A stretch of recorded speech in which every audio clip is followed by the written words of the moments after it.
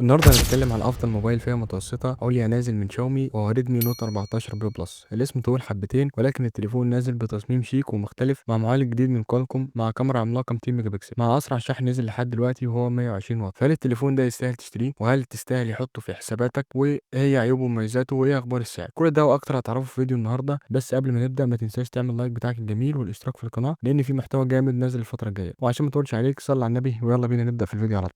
أول حاجة هنتكلم عليها زي ما اتعودنا وهو التصميم.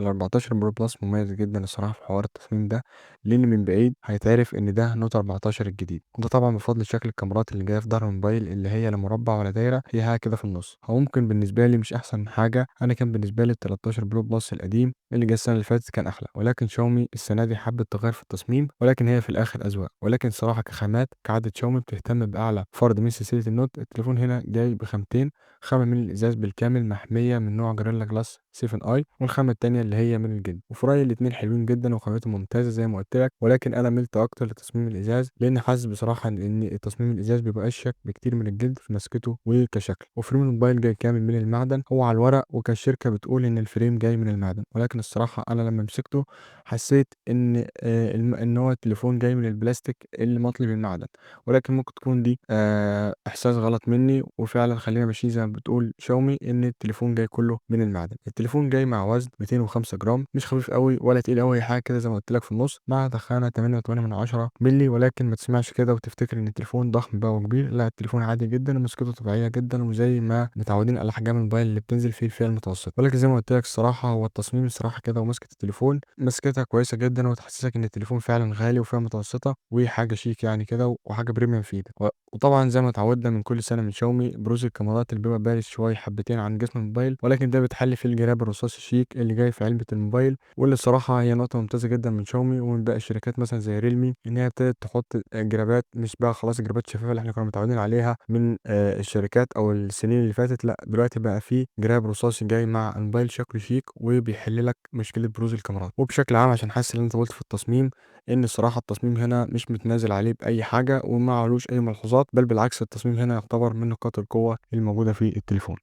تعالى بقى اقول لك على واحده من اجمل الحاجات الموجوده هنا في الموبايل وهي الشاشه جايه بحجم 6.67 انش من نوع اموليد بدقه 1.5K بتردد بيوصل لحد 120 هرتز. شاشه جامده جدا داعمه لل 68 مليار لون والدولبي فيجن والاتش دي ار 10 بلس. كعادة شاومي مش مقصرة هنا في الشاشة في ال 14 برو بلس، أعلى تليفون عندها، ودايما شاومي بتبقى سابقة من نفسها فرق كبير في الفئة المتوسطة العليا. الشاشة هنا ما فيهاش ولا غلطة من ناحية الألوان، مشبعة جدا بقول لك بتدعم 68 مليار لون، ولا حتى الناحية التقنية هنا موجود عندك كل حاجة زي ما قلت لك، ال HDR 10 والدولبي فيجن وال 120 هرتز اللي بيخلوا معاك الشاشة طيارة جدا وسريعة يعني في التنقل بين التطبيقات وفي التصفح. وكالعادة هنا برضو الشاشة جاية من نوع كيرفد مش مسطحة، فيها انحناءات يمين وشمال مع حواف مش أصغر حاجة ولكن مقبولة. وطبعا زي ما قلت لك الشاشة هنا جميلة جدا وكويسة من ناحية الأداء اليومي بتاعها، ولو أنت بتشاهد محتوى أو بتنقل بين التطبيقات. ولكن أنا كنت أتمنى إن شاومي تبتدي تعمل الشاشة الكواد كيرفد اللي زي بقية الشركات زي فيفو مثلا فيها شاشة كواد كيرفد. هتقول لي يعني إيه كواد كيرفد؟ هقول لك الكواد كيرفد يعني إن تبقى الشاشة فيها انحناءات بسيطة خفيفة كده تحس إن هي إيه متفصلة على التليفون بالماس، ولكن هنا الكيرفد ده عادي أو من النوع القديم، ولكن ما زال في ناس بتحب الكيرفد ده. وزي ما قلت لك الكيرفد هنا مقبول جدا على التليفون، وشاومي صراحة عاملة توليفة كده إن مخليه الموضوع لذيذ وشكله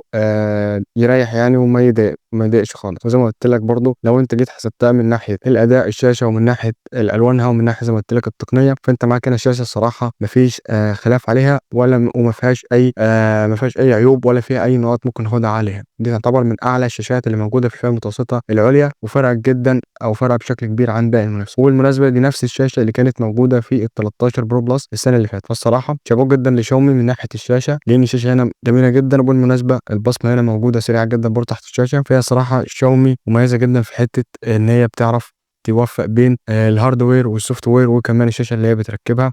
فالصراحه هنا الشاشه زي ما قلت لك كويسه جدا وتعتبر من نقاط القوه الموجوده هنا في التليفون برضه هي والتصميم.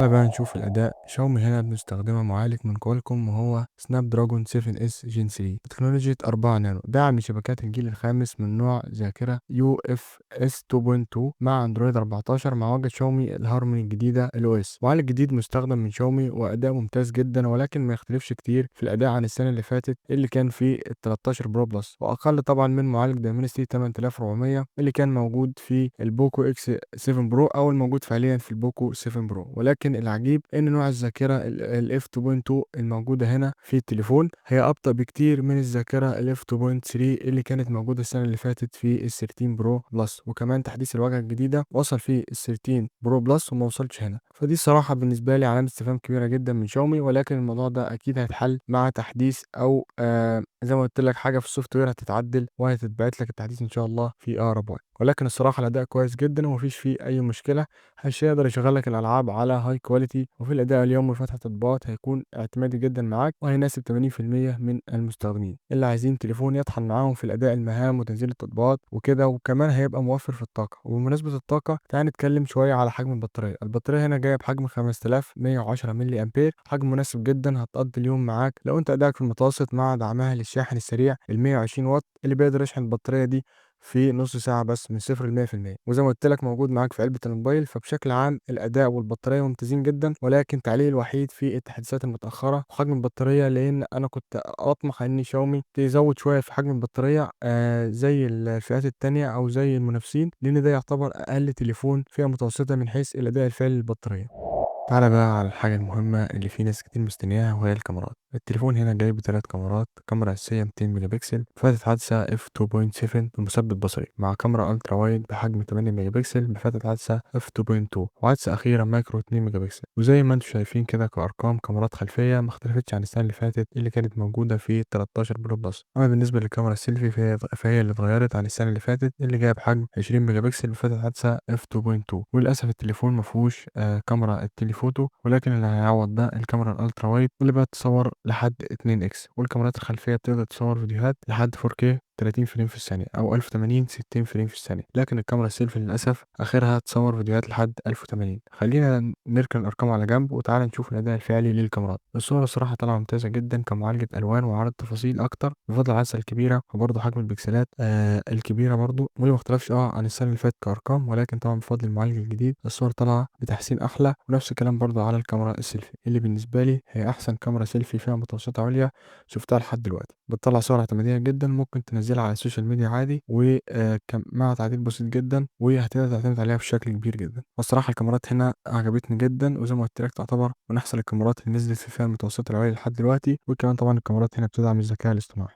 تعالى بقى اقول لك على شويه حاجات لازم تعرفها على الموبايل ال 14 برو بلس السنه دي. جاي بشهاده اي بي 68، وانا الصراحه استغربت ليه مش زي باقي المنافسين جاي بشهاده اي بي 69، ولكن طبعا ما زالت شهاده الاي بي 68 ممتازه جدا واعتماديه. كمان التليفون هنا جاي بصوت ستيريو، صوت عالي جدا ونقي، والبيس فيه حلوه جدا ومحترمه، والبصمه هنا كمان جايه تحت الشاشه اداء ممتاز جدا وسريع. وسنسور المكالمات هنا هو جاي من نوع هاردوير الحمد لله مش جاي سوفت وير، والتليفون بيدعم خاصيه ال NFC. والشاشه هنا زي ما قلت لك في جزئيه الشاشه بتدعم ال 120 هرتز وبتصل لحد سطوع 1500 نتس، مش اعلى من المنافسين ولكن مقبوله جدا مش هتواجه معاها اي مشكله. والتليفون جاي باربع الوان، كل لون على حسب التصميم اللي انت هتشتريه هيبقى بلاستيك ولا ازاز زي ما قلت لك برضه في جزئيه التصميم. واخيرا التليفون جاي بنسختين، نسخه 256 جيجا مع 8 جيجا رام او 512 جيجا مع 12 جيجا رام. حلو. طبعا انت بتقول دلوقتي طيب ايه بقى عيوب التليفون يا خديوي؟ هقول لك اول عيب وبالنسبه لي مستفز ان التليفون طالع من العلبه باندرويد 14. ايوه زي ما سمعت كده باندرويد 14 مع واجهه شاومي كمان القديمه. هتقول لي بس كده؟ هقول لك لا، كمان شاومي بتقول ان التليفون اخرك معاه تحديثات اندرويد 3 سنين، يعني لما يوصل لك تحديث اندرويد 15 هيحسبه سنه من الثلاث سنين دول، يعني انت فعليا هيبقى معاك سنتين. ودي حاجه طبعا مش مقبوله لان كل المنافسين اللي جايين في الفئه المتوسطه العاليه وحتى كمان في الفئه الاقتصاديه جايين باندرويد 15 من العلبه. كمان التليفون ما فيهوش كاميرا التليفوتو اللي زي باقي المنافسين، وبرضه حجم البطاريه هنا تعتبر هي اصغر حجم في البطاريه من حيث المنافسين، ولكن الصراحه انا مش بعتبرها عيب قوي لان بتدعم بيدعم الشحن السريع ال120 واط اللي جاي في العلبة، بس برضه كان لازم انبهك على الموضوع ده. وذاكرة التخزين تعتبر ابطأ من السنة اللي فاتت. واخيرا التليفون مش بيدعم مدخل ال3.5 مللي بتاعت السماعة. واخيرا بقى خالص طبعا جزئية السعر، التليفون جاي نسخة ال 256 جيجا مع 8 جيجا رام جاية بسعر 22300 جنيه مصري، والنسخة ال 512 جيجا رام مع 12 جيجا رام جاية بسعر 24000 مصري، وبالريال السعودي 1650 ريال، وبالدرهم الاماراتي جاية ب 1450 درهم. ورأيي في التليفون الصراحة التليفون يعتبر صفقة ممتازة جدا مقابل السعر، ولكن زي ما قلت لك هو فيه شوية عيوب اللي قلت لك عليهم دول، فمش عارف انت الصراحة كمستخدم هتبقى متقبل العيوب دي ولا لا. ولكن باقي الامكانيات هو تليفون ممتاز جدا. زي ما قلت لك جاي بمعالج من كوالكوم، معالج جديد ويعتبر موفر في البطارية بتكنولوجيا 4 نانو، وجاي بشاشة هي ممتازة وافضل شاشة موجودة في الفئة المتوسطة العليا حاليا، بتدعم 68 بليار لون و120 هرتز. طبعا جاي بكاميرات ممتازة جدا تقدر تعتمد عليها في صناعة المحتوى وفي الصور العادية والكلام ده كله. فانا من رأيي لو انت حابب تحدث تليفونك فال